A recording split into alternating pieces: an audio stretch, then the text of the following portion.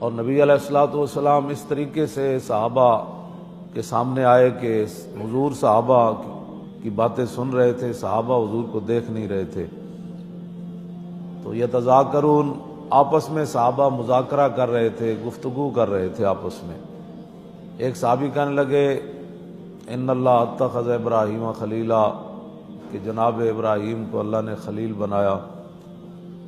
وقال آخر، دوسرے کہنے لگے کہ موسیٰ کلم اللہ تکلیما، کہ موسیٰ وہ ہیں کہ جن سے اللہ نے گفتگو فرمائی۔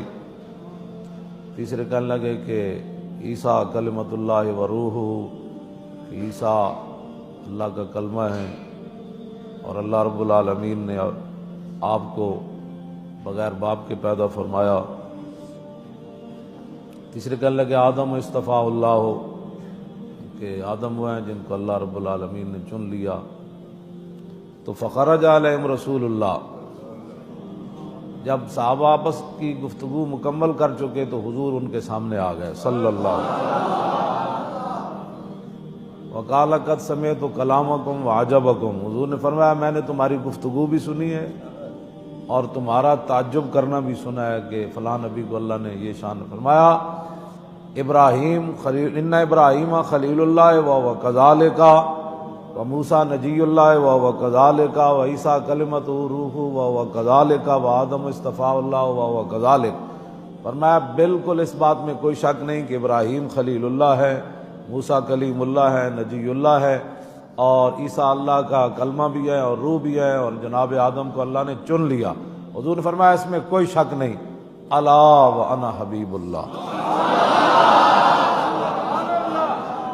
لوگ کہتے ہیں جی میلاد کہاں لکھا؟ میں نے کہا حضور نے میلاد سارے نبیوں کا تذکرہ سننے کے بعد پھر حضور نے اپنی شان خود بیان فرمائی ہے۔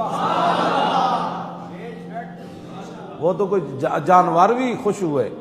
میں تو حیران ہوتا ہوں کہ لوگ میلاد شریف کے مہینے میں آ کر لوگوں کو دلیلیں مانگتے ہیں۔ میں نے کہا بے وقوف، حضور کی تشریف آوری پر تو جانور بھی خوش ہو گئے، درندے بھی خوش ہو گئے، پرندے بھی خوش ہو گئے، دریا بھی خوش ہو گئے، آگ بھی خوشی میں آ کر اس نے پانی کی شکل اختیار کر، ٹھنڈی ہو گئی نا، پانی کا کام ہے ٹھنڈا ہونا۔ ہاں تو پانی کے اندر آگ کی خاصیت پیدا ہو گئی اور آگ کے اندر پانی کی خاصیت پیدا ہو گئی۔ پتہ نہیں تو کیسا مسلمان ہے کہ تو اس پر بھی دلیلیں مانگتا ہے۔ حضور خود نبیوں کا تذکرہ سننے کے بعد حضور نے فرمایا ہاں باتیں ایسی ہی ہے، لیکن الا وانا حبیب اللہ ولا فخرہ، میں اللہ کا محبوب ہوں۔ ہاں وانا اول الشافع وانا اول مشفع یوم القیامہ، فرمایا سب سے پہلے قیامت والے دن میں ہی شفاعت کروں گا اور سب سے پہلے میری ہی شفاعت کو قبول کیا جائے گا۔ ولا فخرہ وانا حامل لواء الحمد تحت آدم فمن دونہ یوم القیامت ولا فخرہ، فرمایا جانتے ہو لواء الحمد اس دن میرے ہاتھ کے اندر ہوگا۔ حضور نے فرمایا لواء الحمد میرے ہاتھ میں ہوگا، اور اس جھنڈے کے نیچے جناب آدم سے لے کر جناب عیسیٰ تک سارے انبیاء بھی اس جھنڈے کے نیچے ہوں۔ اور میرے آقا نے فرمایا وانا اول من یحرک خلق الجنہ، فرمایا جانتے ہو سب سے پہلے جنت کا دروازہ میں کھٹکھٹاؤں گا۔ حضور نے فرمایا سب سے پہلے جنت کا دروازہ میں کھٹکھٹاؤں گا۔ فیفتح اللہ لی فیدخلنی ہا ومعی فقراء المؤمنین، فرمایا اللہ رب العالمین اپنے دست قدرت سے خود دروازہ کھولے گا۔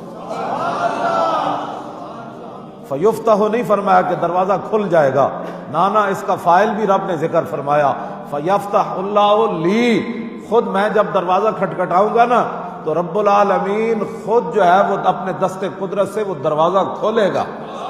وہ جو نہ تھے تو کچھ نہ تھا، اور وہ جو نہ ہو جان ہے وہ جہان کی جان ہے تو جہان ہے۔ سب کچھ اللہ نے اپنے حبیب کے لیے بنایا، اور قیامت والے دن پھر فیدخلنی ہا ومعی فقراء المؤمنین۔ یہ بڑی عجیب بات ہے، دخل یدخل دخولا فهو داخل، اس کا معنی ہے ظاہر ہے مسجد کا دروازہ کھلا ہے تو وہاں کوئی بندہ تو نہیں نہ کھڑا، ہر بندے کو کہہ رہا ہو جناب آئیے آئیے نماز پڑھنے کے لیے آئیے۔ دروازہ جب کھل گیا تو جس کا دل کرے آئے۔ ہاں دروازہ کھلا جو ہوا ہے تو ہم کسی کو خاص تو نہیں کہتے کہ آئیں جناب آپ بھی نماز پڑھ لیں، آپ بھی جمعہ پڑھ لیں، دروازہ کھلا ہے، جو آ رہا ہے نماز پڑھنے کے لیے آ جائے۔ لیکن اس کے اندر یہ نہیں ہے کہ حضور نے فرمایا جب دروازہ کھلے گا تو میں خود داخل ہو جاؤں گا، اس کا معنی یہ نہیں ہے۔ ادخل یدخل، ادخال کا معنی ہے داخل کرنا، اور دخل یدخل دخول کا معنی ہے خود بخود داخل ہو جانا۔ آپ جانتے ہیں نا مہمان آ رہے ہو تو بندہ دروازے پر کھڑا ہو جاتا ہے، کہتے ہیں تشریف لائیے جی، کہتے ہیں نا تشریف لائیے جی، تشریف لائیے جی۔ تو یہ عجیب بات ہے، حضور نے فرمایا فَيَفْتَحُ اللَّهُ لِي فَيُدْخِلُنِيهَا مَعِيَ فُقَرَاءُ الْمُؤْمِنِينَ۔ حضور نے فرمایا جب رب العالمین اپنے دست قدرت سے دروازہ کھولے گا نا، اور پھر خود ہی فرمائے گا میرے حبیب یہ آپ کے لیے بنی ہے، تشریف لائیے۔